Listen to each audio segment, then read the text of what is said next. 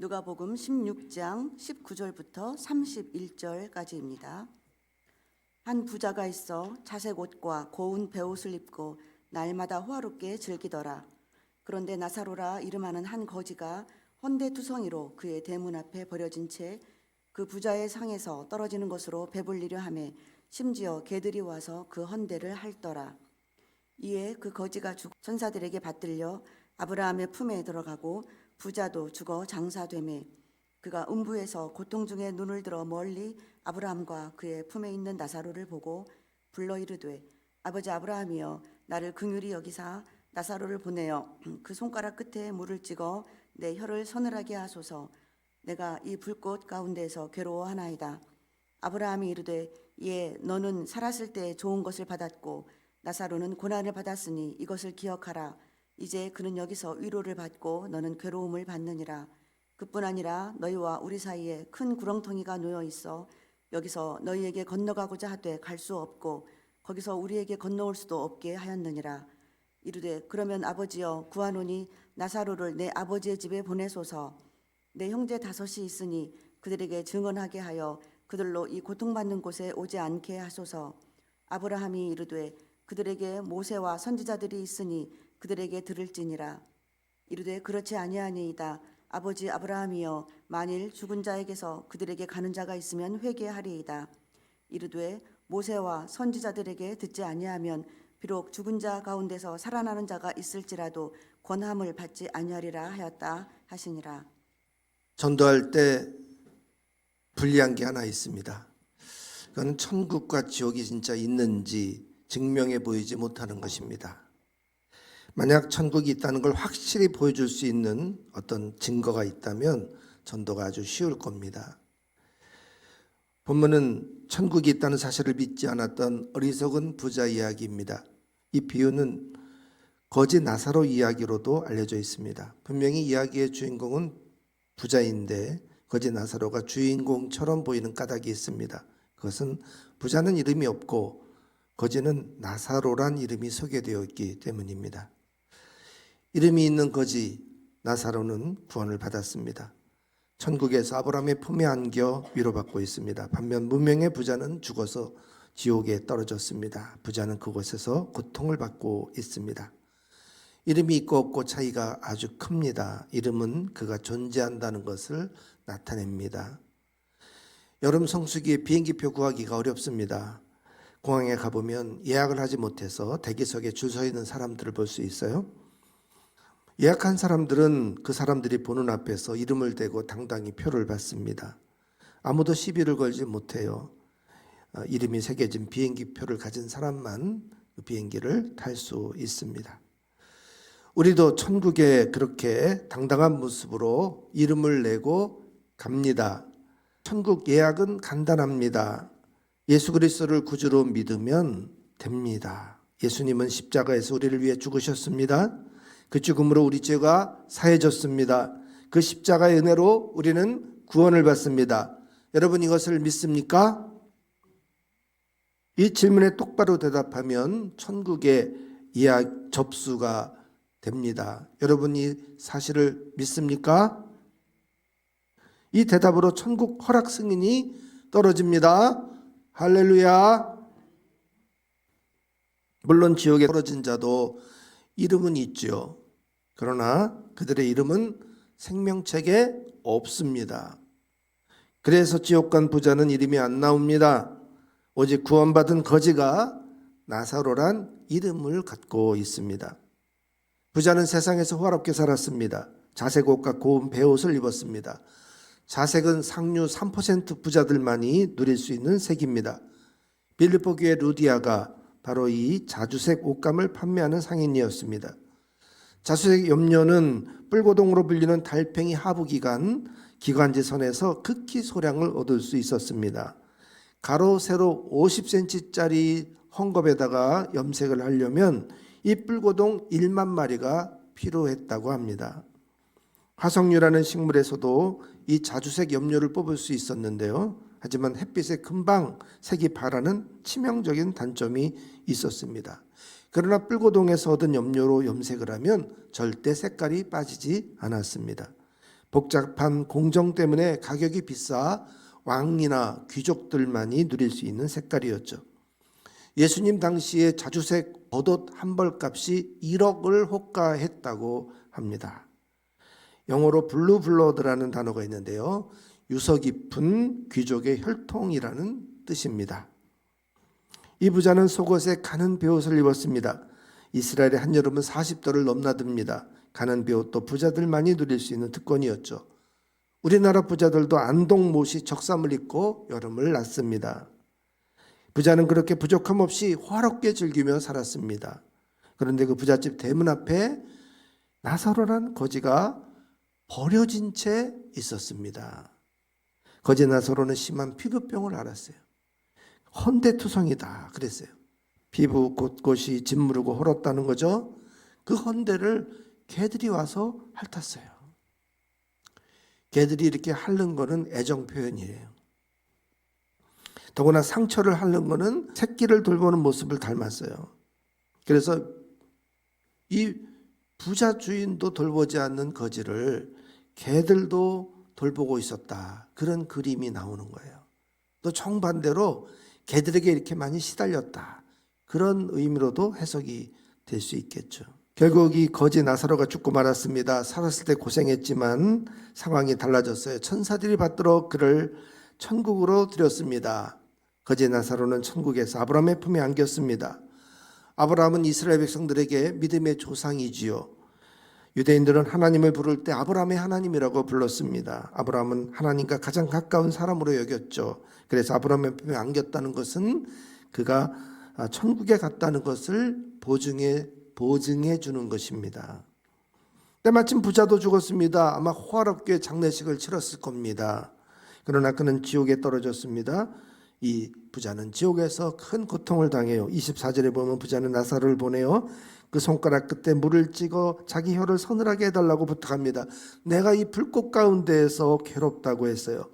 손가락에 찍은 이 물 한 방울 가지고 어떻게 도움이 되겠습니까? 물 한 방울이 그렇게 간절할 정도로 뜨거움에 시달렸다는 거지요. 하지만 그보다 더 고통스러운 게 있었습니다. 그것은 지옥에서 천국이 보인다는 거예요. 아마 천국에 카메라가 있고 지옥에는 이렇게 화면이 있나 봐요. CCTV 같이 굉장히 멀리 있었을 텐데 아브라함의 품에 나사로가 안겨 있는 게 보이는 거예요. 그게 더 고통스러운 거죠. 부자가 나사로 이름을 불러요. 그거는 부자가 나사로를 잘 알고 있었다는 뜻이잖아요. 이름을 알고 있었는데도 그는 그 나사로를 돌보지 않았습니다. 이 비유에서는 나사로가 어떻게 천국에 갔을까? 그걸 이야기하려는 게 아니에요. 부자가 자기만 위해 살았고 이웃을 매정하게 돌보지 않은 것, 그 고발에 초점을 맞추고 있습니다. 하나님은 이 거지를 돌보지 않은 죄를 엄하게 응징하세요. 지옥에서도 간청한 이 부자의 소원은 이루어지지 않습니다. 왜냐하면 천국과 지옥 사이에 큰 구렁텅이가 놓여 있었기 때문이죠. 그래서 지옥에서 그때 내가 믿을 걸, 그때 내가 도와줄 걸, 그때 가자 그럴 때 내가 교회 나갈 걸 이러고 다 가슴을 치며 후회하게 만드는 곳이잖아요. 그런데 이 부자는 살았을 때 천국과 지옥이 있다는 것을 무시했어요. 그게 너무나 후회되는 겁니다. 그는 쾌락을 누리며 살았습니다. 사람들에게 돈 자랑하는 게 낙이었어요. 그러나 이제 지옥에 와보니까 인생의 영화가 다 물거품 같은 것을 깨달았습니다. 하지만 이제 모든 기회는 지나갔어요. 돌이킬 수가 없습니다. 그러다가 아직지 않은 자기의 5 형제가 생각이 났어요. 부자는 다시 아브라함에게 청혼합니다. 나사로를 자기 아버지 집으로 보내달라는 거죠. 가서 자기 5 형제들에게 죽으면 이렇게 천국이 있고 지옥이 있다는 사실을 알게 해달라는 것입니다. 그러면 형제들만이라도 이 지옥을 면하게 되리라 여겼어요. 이건 너무나 놀라운 부탁입니다. 죽은 나사로가 자기 형제에게 가려면 이 나사로가 부활해야 되잖아요. 예수님만이 부활하신 분인데 죽은 자의 부활은 예수님이 재림하실 때 종말해야 가능합니다. 그건 하나님이 계획하신 역사를 뒤틀어 버리는 게 돼요. 당연히 거절이죠. 죽은 나사로를 부활시켜서 보내지 않아도 된다. 이미 성경에 천국과 지옥이 있다고 쓰여져 있고 선지자들이 이를 경고하고 있기 때문입니다. 아브라함은 그걸로도 충분하다고 답해 주었습니다. 누구나 천국과 지옥이 있다고 듣기는 하지요. 그런데 죽어야 천국과 지옥이 있음을 확실히 알 수 있잖아요. 살아가지고는 그게 추측할 뿐이죠. 천국과 지옥의 존재가 불확실하기 때문에 사람들이 믿지를 않아요. 그러면 같은 논리로 천국과 지옥이 없다는 것도 믿지 말아야죠. 그런데 어떻게 그런 걸 철석같이 믿나요? 참으로 모순이에요. 참 천국과 지옥이 없다고 믿는 사람들이 너무 많아요.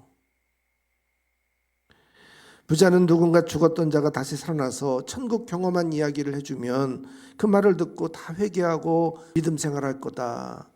그렇게 생각했어요. 30절에 보세요. 이르되 그렇지 아니하니이다. 아버지 아브라함이여 만일 죽은 자에게서 그들에게 가는 자가 있으면 회개하리이다. 아브라함이 대답합니다. 31절에 이르되 모세와 선지자들에게 듣지 아니하면 비록 죽은 자 가운데서 살아나는 자가 있을지라도 권함을 받지 아니하리라 하셨다 하시니라. 사람들은 자기가 직접 경험하고 듣고 봐야 믿어요. 그래서 유독 천국과 지옥에서는 여지간해 가지고는 믿지 않습니다. 이 참으로 어리석어요. 사탄이 우리의 구원을 질투해서 그걸 해방하기 때문에 그래요. 건물에 보면 이 소방 설비가 돼 있잖아요. 스프링클러 다 돼 있고 막 다 방염 처리돼 있습니다. 비상 탈출구 저기 우리 교회 예배당은 저 창문이 비상 탈출구예요. 그뿐만 아니라 사람들은 또 노후 보장, 노후 설비도 잘 돼 있어요. 연금도 가입해가지고 노후의 그 대책을 세우잖아요. 미래를 철저히 대비하고 삽니다. 그런데 왜 사람들은 이런 건 다 대비 잘하면서 사후 대비는 하고 있지 않을까요? 여러분은 장차 천국에 갈 사람답게 지금 살고 있습니까? 천국 간다고 장담을 해도 정작 사는 모습은 지옥을 향해 치닫고 있는 사람들이 너무 많은 거예요. 그제 금요일 날 금요 기도회를 하고 있는데 설교 중에 자꾸 제 전화기에 진동을 해놨는데 이게 울려요. 전화 받을 수가 없어가지고 이제 설교 끝나고 열어보니까 문자가 와 있더라고요. 우리 경인 포럼에 함께 공부하고 있는 후배 목사님이 교통사고로 돌아가셨다는 거예요. 근데 제가 예배 올라오기 전에 그분하고 전화통화를 했거든요. 한참 한 4분 동안 통화했어요. 그분이 제가 호박잎 좋아한다는 걸 알고 여름 내내 자기가 키우는 텃밭에서 호박잎 따다가 저한테 월요일마다 한 봉다리씩 와서 갖다 주신 분이에요. 그 목사님의 갑자기 그 사망 소식이 너무나 황망한 거예요. 또 어저께 가보니까 영정사진이 있는데 그게 월요일날 찍은 사진이라는 거예요. 이렇게 그 갇혀 있고 그 사모님이 이렇게 찍어준 사진이 그 영정사진이 됐더라고요. 오늘 찬양대가 여기까지 온 거 참 하나님의 은혜라고 감사한다고 찬양했는데 정말 여기까지 이렇게 오고 황망하게 우리가 주님의 부름을 받아도 여기까지도 참 감사하다. 그럴 수 있나요? 정말. 오늘 성찬식 합니다. 우리는 성찬에서 주님의 죽음을 재현합니다. 십자가에서 찢긴 살과 흘린 피를 먹고 마십니다. 예수님의 죽음을 생생하게 떠올리면서 이 십자가의 나를 동일시하는 거예요. 나를 동화시키는 거예요. 십자가에서 나를 위해서 죽으신 그 주님 때문에 내가 다시 살아졌다는 거에 대해서 그 은혜를 생각하면서 앞으로 살아갈 것을 정하는 거예요. 내가 성찬을 받은 몸인데 어떻게 살아가야 될지를 계획해야 되는 거예요. 예수님의 죽음으로써 내가 산다면 내가 어떻게 살아야 될지를 정해야 됩니다. 우리의 믿음은 마음으로 그치면 안 되고 그게 삶으로 이어져야 합니다. 신자의 삶은 예수님의 십자가의 죽음에서 출발해서 다시 사는 그것을 향해야 하지요. 여러분, 어리석은 부자처럼 살지 말고 좋은 일, 옳은 일 하면서 삽시다.